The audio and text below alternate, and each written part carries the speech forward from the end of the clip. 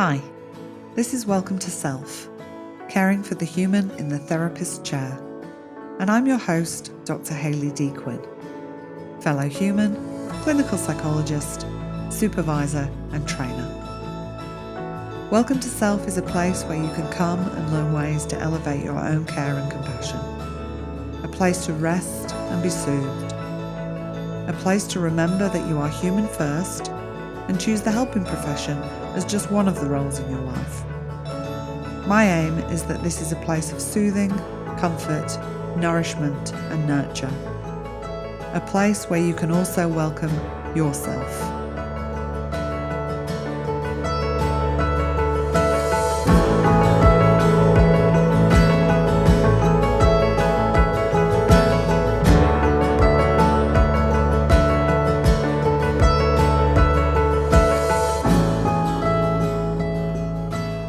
Hi, and welcome to another episode.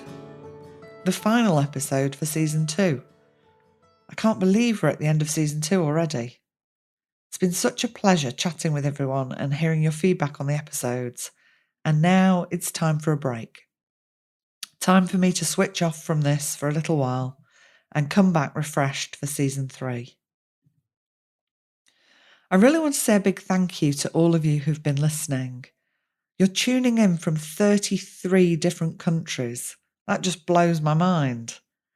There's been over 7,000 downloads to date, which I find very humbling, and it brings me joy knowing that you are listening, taking time for yourself, and finding it helpful.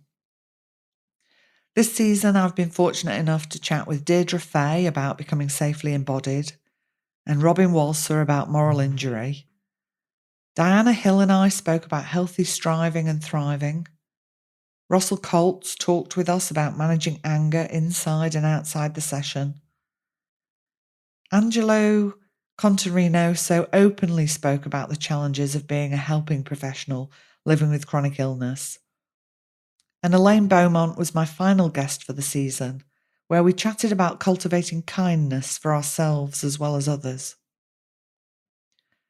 I threw in some solo episodes along the way, including how it's not always easy showing up for ourselves as helpers, and things we can do when client sessions get tricky.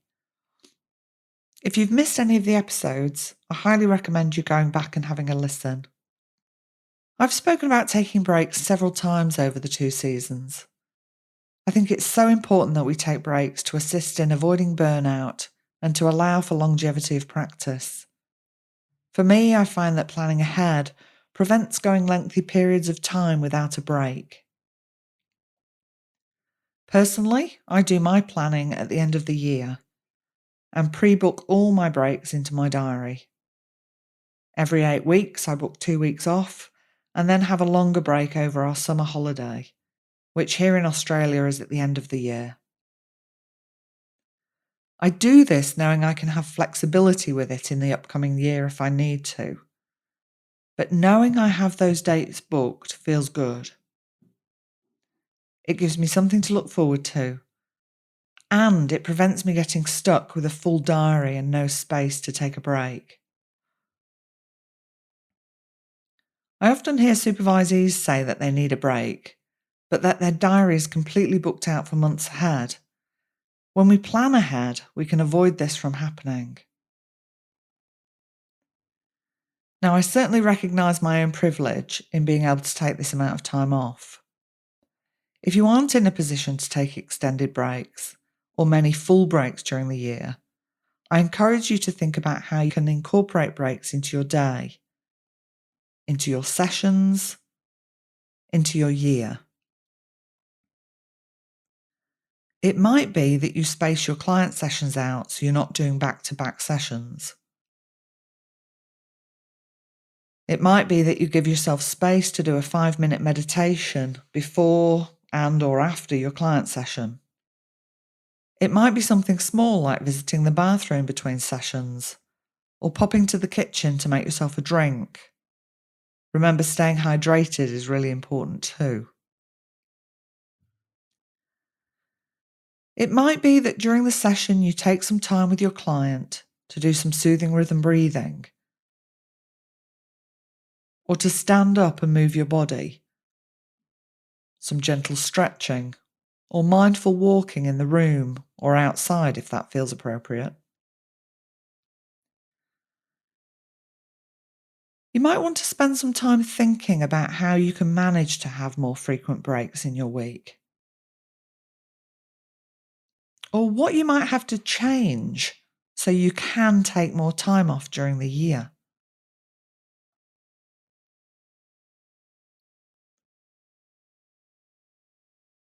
Another thing that's been on my mind lately, and something I've been chatting with others about, is the need to look at how we're living our lives after the changes we had to make for COVID. Prior to COVID, you likely lived life differently to how you do now, especially if you've been in lockdown for lengthy periods of time. I know I took on extra projects over this period to keep myself engaged, entertained, and distracted. I couldn't spend my non-clinical days catching up with people like I did pre-COVID, so my days got busier at home. Now we're coming out the other end of the pandemic, it can be important to rethink routines and look at what is working and what isn't. For me, I have chosen to step back from some projects so I can re-engage in social connections. And I've put more blank space in my diary. These blank spaces are planned ahead, dedicated times that allow me to relax and restore. No appointments to be at, nothing to be achieved, just time for me. Do you have any times like this in your diary? What would it be like if you did?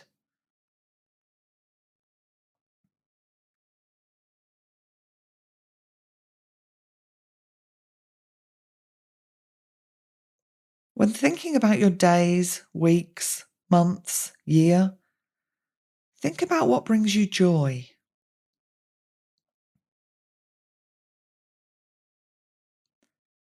Think about what brings you a sense of accomplishment.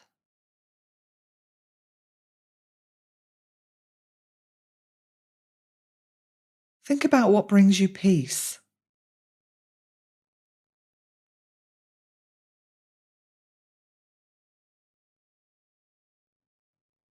Think about what it is you really enjoy doing.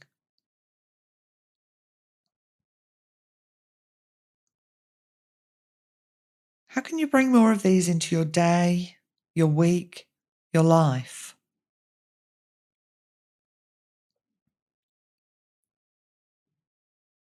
Let your mind wander with this and get creative. It's so important that you take care of yourself as a helping professional. You matter. Your needs matter. The challenges you face as a practitioner are not purely subjective and solely your personal responsibility, but also contextual and dependent on various organisational and governmental policies. Unfortunately, many of the systems you work within do not consider your needs, nor are they going to set up a self-care plan for you. It's something important you will have to do for yourself. It's important you focus on what you can control and what actions you can take in order to enhance and protect your own well-being.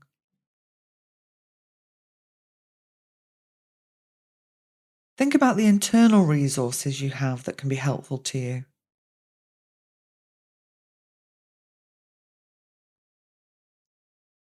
Think about the external resources you can access that would be helpful.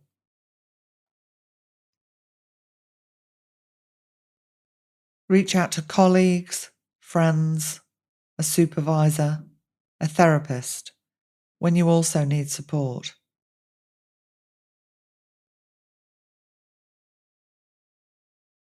Remember the three flows of compassion: compassion to others, compassion to self, and compassion from others.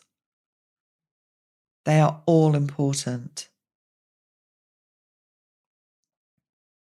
And remember to keep taking nice, soothing breaths as you go about your day. Take care of your nervous system.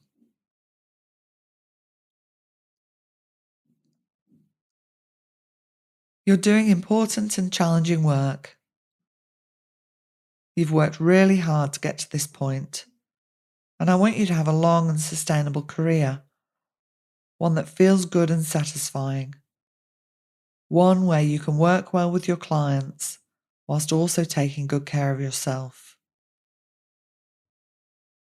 You deserve that.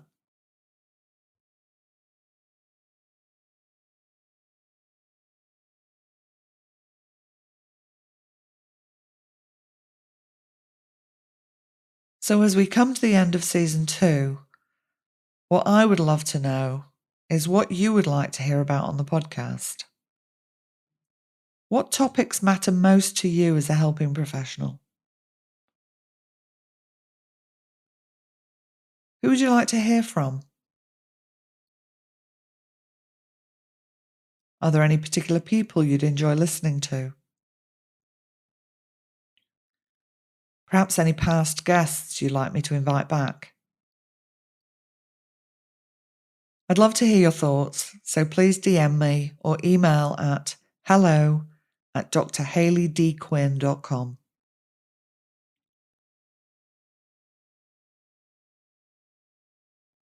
Before you go, I also want to let you know about a 2-day in-person, yes, in-person, how lovely, CFT for trauma training that I'll be presenting with my friend and colleague, Dr. Lisa McLean.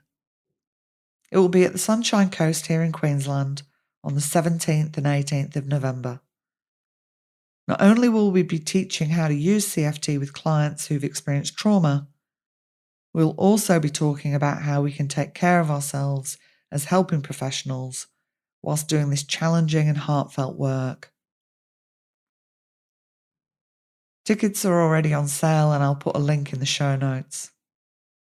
We really hope to see you there. In the meantime, go well and go gently with yourself. And I'll see you after my break in season 3. Thank you for sharing this time with me today. I hope your time here was helpful and supportive. If there has been something in this episode that you have found helpful, I invite you to share it with another person you think might benefit. I'd also love it if you'd like to leave a review wherever you tune in.